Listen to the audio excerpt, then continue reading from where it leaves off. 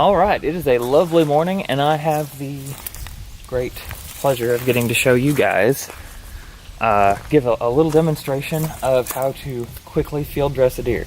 Now, you all probably won't have the luxury very often, and neither do I, of working on such a clean surface, but this deer was shot just about an hour ago. I was pretty close to home, so I just threw it in the truck and threw it on the tarp. That way I've got a nice clean surface, and I can give sort of a demonstration on how we're going to do this. First off, you can see that we've got frothy pink blood coming from the mouth. That's a pretty good indicator that he's got most of the lungs messed up.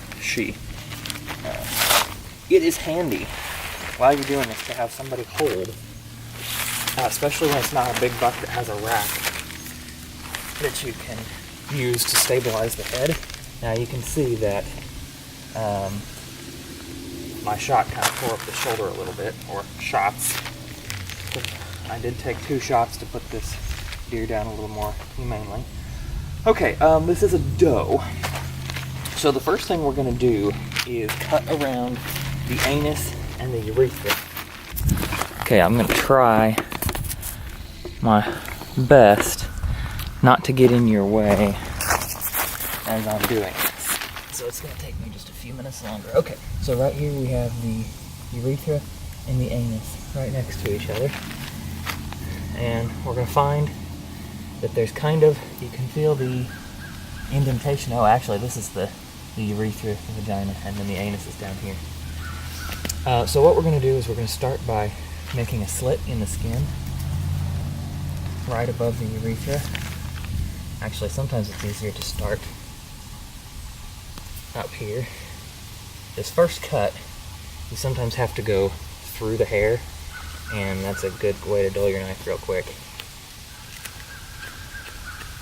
Okay, so now what I'm going to do is come right here and cut down around.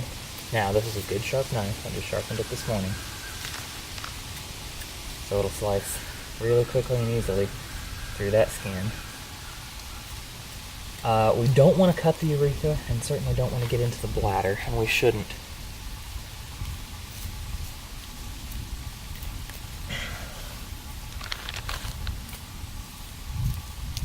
Okay, I'm trying not to cut too much of the skin away, for the simple reason that I want it to protect the meat for a couple of days while it hangs. Now, I don't always wear gloves, but I am this time, because I have a tendency to get a weird allergic reaction to deer hair for some odd reason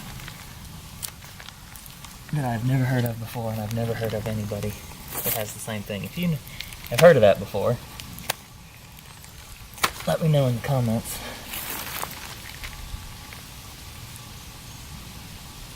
Okay, I'm not too worried about puncturing the rectum, because the actual little poo things you see there, they're not going to mess up the meat too much. Okay, I might have to get more of this since I don't have a hand to hold. I'm having a hard time getting down around there. So what I'm going to do is go ahead and make my upward cut here. And I'm keeping the knife blade up. And I'm first going to do the skin, and then I'll show you how to carefully puncture the abdominal wall without actually cutting into the guts. We're going to take a little pass here to the side around the mammaries. Okay, and I'm just sliding my knife in and upwards. Sometimes it can be helpful, if you can't do that, to take 2 fingers like this and work your knife in between them. But I also find that it's sometimes easier just to push the knife up through and make your slit upwards.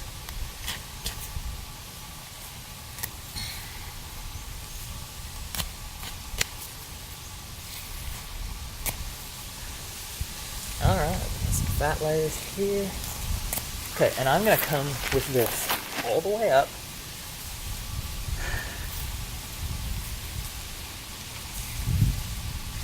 And what I like to do is come all the way up to the sternum up here, because for me, I tend to actually cut through. I'm just going to separate this skin away for a little bit easier viewing.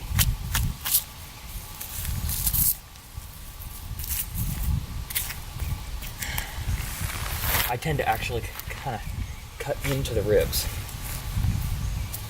I know there's some people that'll say, oh, you should, eat the deer ribs, but I've never had any luck trying to eat venison rib meat. Alright. Okay, so now I'm going to puncture the abdominal wall. You'll see it's kind of taut here. As soon as I don't want to go down, because I don't want to puncture those guts.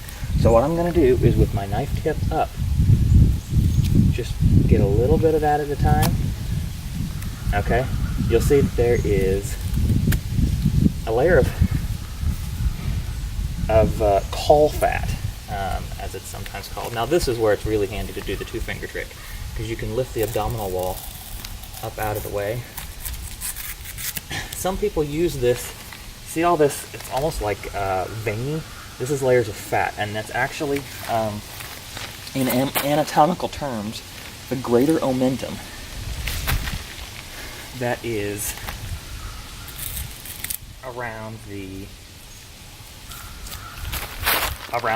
guts.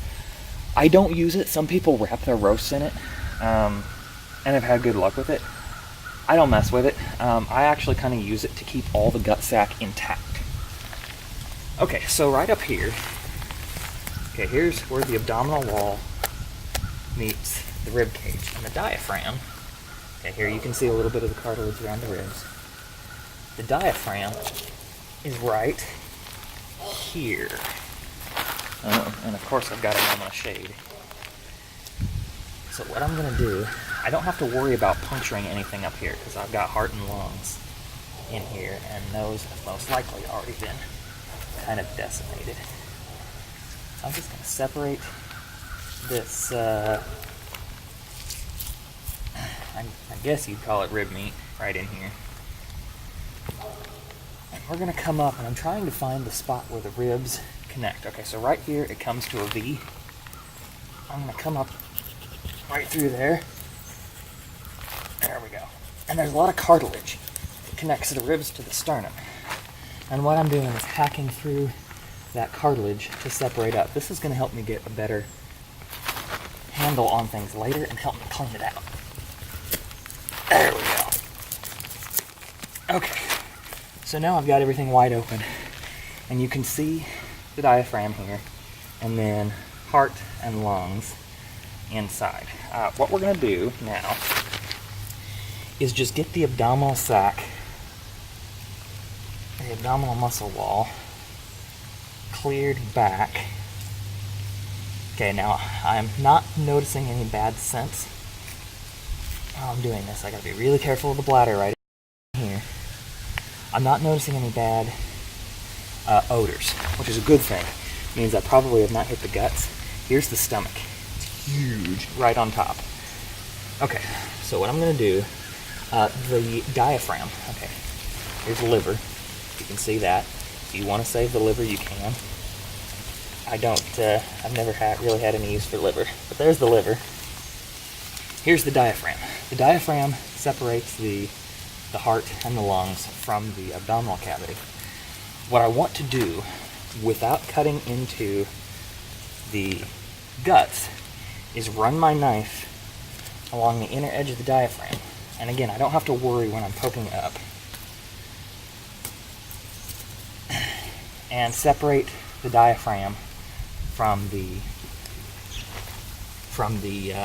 chest cavity. There's a really good view of the diaphragm.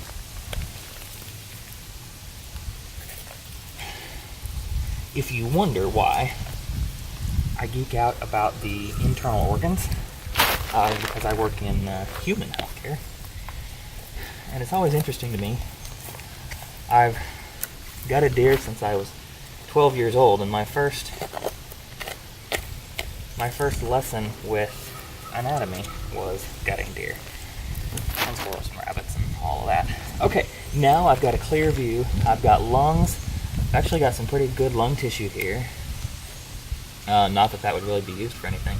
It's just kind of interesting. I'm going to come up, and there's a bunch of stuff that you'll see running between organs and that attaches things to the wall of the carcass. What we want to do is just kind of separate as much of that out as you can. It can kind of look like that. Okay, what I want to do is tear as much of that away as I can so that I can get to the esophagus. Okay, big chunk right here. You can use your knife, but again, just be careful not to go down into the abdomen. Okay, so I've cleared everything away, and the light is not going to let you see that, I don't think. But here's the esophagus running right through here, and that's why I like to cut this away, so that I can get a real good view. I want to come up as high as I can to the esophagus. Now, watch out with your knife, because I've cut my hand like this. You want to go as high up as you can, and there's also great blood vessels up here. You want to go as high as you can. You'll probably see quite a bit of blood dump out when you do this. Go through the great vessels, and by great vessels I mean the arteries and veins that go to the head and neck. Okay, so I just cut through the esophagus. You can see it there, all as far up as I could possibly get it. Okay, then all I'm going to do is pull downwards on the esophagus, and I'm going to try to get everything out that I possibly can, just using my knife. And again, you guys aren't going to see this because of the camera angle. And I'm not going to touch the camera now because I'm covered in blood. But I'm going to separate those little fibers of connective tissue, pulling everything away and just kind of using my knife to gently separate from the back wall of the deer. And all of this stuff should just roll out. You shouldn't have to cut anything. Now, right in here are the tenderloins. You want to be careful when you're separating stuff not to hit the tenderloins, because those are some really good tender cuts of meat. They're not very big, but they're good and tender. And it can be really easy to nick them because there's a lot of stuff attached.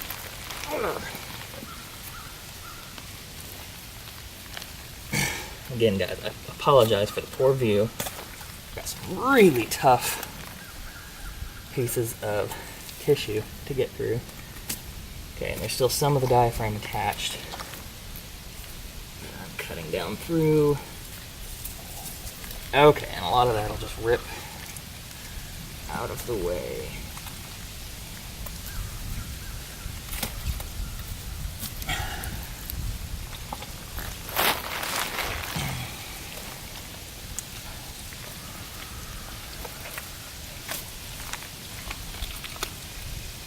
Okay, I've got the large intestine right here, or the colon, that's going out this way. I don't want to cut through that. If I do, it's not a huge deal.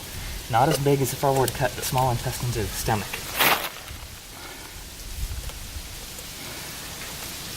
Okay, I've got kidneys, or a kidney, back here. I want to watch out where that connects to the bladder. Okay, I've still got some abdominal wall to kind of separate through. You want to be careful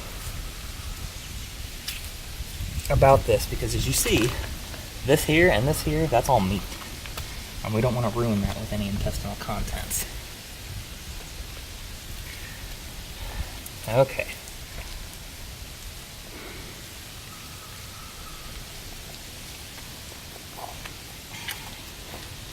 Man, this dough probably was about ready to take a dump, because this colon right here is absolutely full of fecal material. Excuse me. So again, we're being really careful not to cut anything, because if you you get urine on the meat. That's also not a good thing. Alright, I'm going to be careful. Oh, maybe that's not kidney. I may have already gotten that out. Okay, so what I'm doing is trying to pull the fecal material kind of back up in. Kind of like we're milking it back up into the colon, so that I spill the least possible amount. Okay, the bladder's down here, and the bladder's empty, which is helpful, but I still don't want to nick it. Okay, so I'm going to come down here, cut through. There's a tool that I used for quite a while that I have misplaced called the butt out tool. And what it does is inserts into the anus, twists and pulls, and you can actually cut and tie the rectum and then pull it back through. I wish I had that. I need to pick another one up. Yeah, I'm just going to separate a little of this away. I'm going to try to keep most of the muscle coverings intact. But now what I'm trying to do is separate everything that connects the intestinal tract from the deer without actually cutting through the tract itself, or nicking the bladder, which can still have urine in it.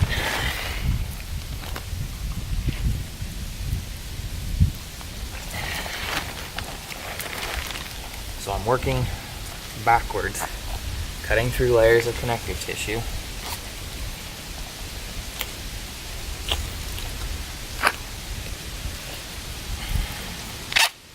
Okay, we're getting somewhere now.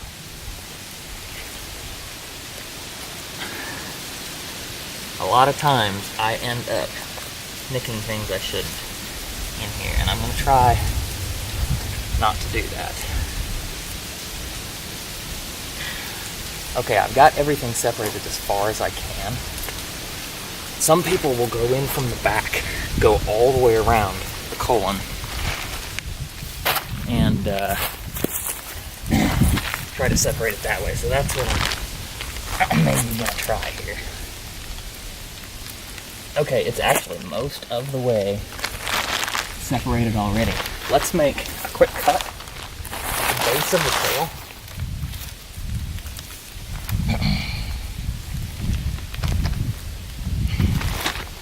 I apologize for the poor view. There's a lot of hair in here. We're going to go under the skin and cut. Man, I'm even having a hard time saying it.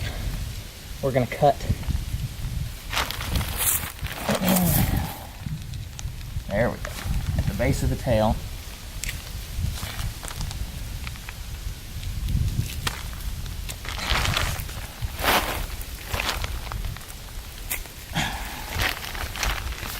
And separate this colon. Again, y'all are seeing this in real time. No time jumps here. There are times that I have done this in 15 minutes.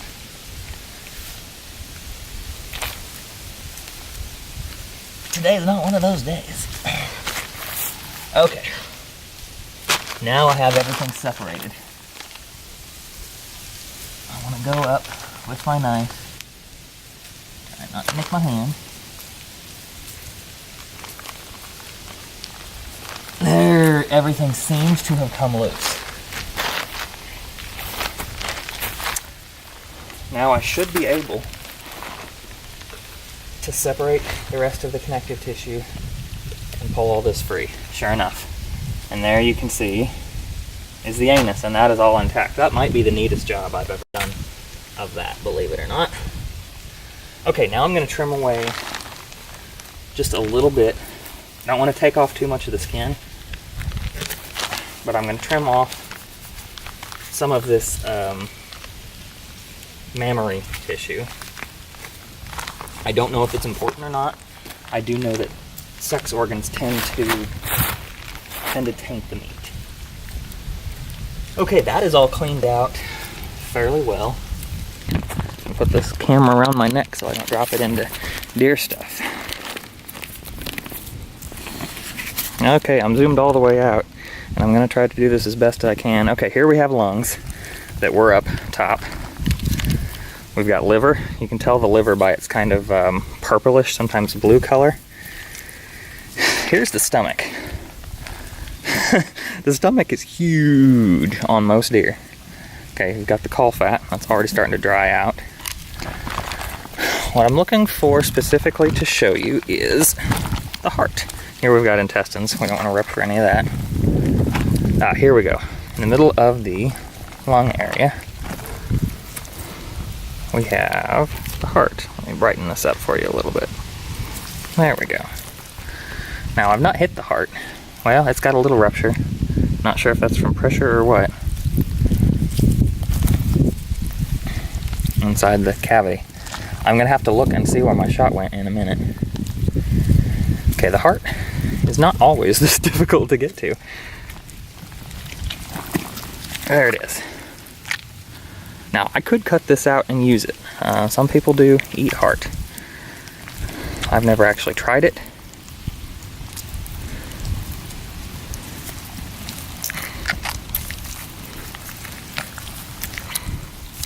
There we are.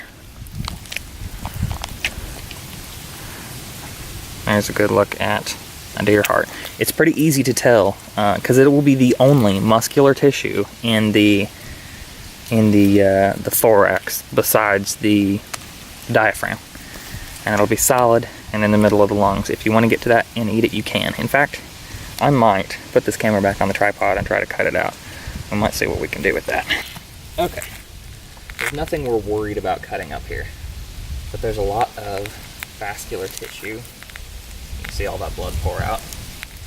And we're just going to kind of come in here and separate that as best we can. There we go, and that heart is mainly intact. I'll be trimming away all these vessels. I can stick my thumb right into the... Of course, now I got it backwards, so I'm not sure which ventricle is which. And I would hate to say and be mistaken. But anyway, there's our deer heart. Now it's time to hang the deer. This is pretty self-explanatory. But I'm going to hang this from a tree. And I'm going to do that using this fold right here. Now, on a buck, you've got glands right in here that you got to watch out for. Okay, they kind of smell strongly on this doe too, so I'm just not going to mess with them. This spot on the inside of the legs. So what I'm going to do is cut through this right here. There's tendon. And I'm just going to make a... Got to go down through the hair. Okay, I'm just going to make a slit right in here. And I'm going to be careful not to hit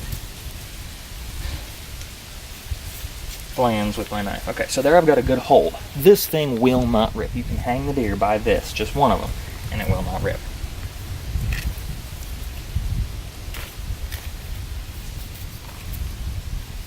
There we go.